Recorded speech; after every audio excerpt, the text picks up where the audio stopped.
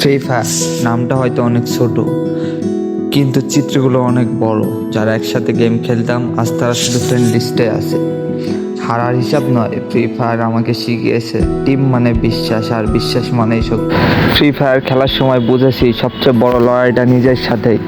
লাইফে যাদের পাশে পাওয়া যায় না, ম্যাচে তাদের রিভাইভ দেওয়াটা সবচেয়ে কষ্টের বিষয়।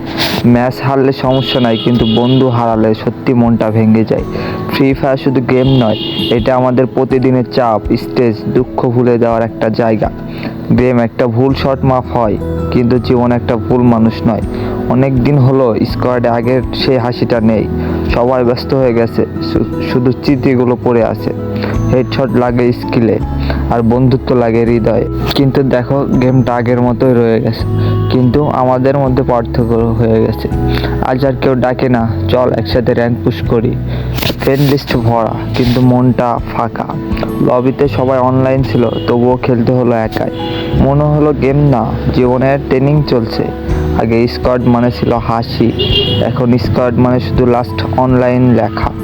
ফ্রি ফায়ার খেলতাম মন ভোলানোর জন্য, আজ খেলতে গিয়ে আরও বেশি মন পড়ে যায় তাদের কথা, যারা আর নেই। একটা ম্যাচ হারলে কষ্ট হয় না, কিন্তু বন্ধুরা যখন সরে যায় তখন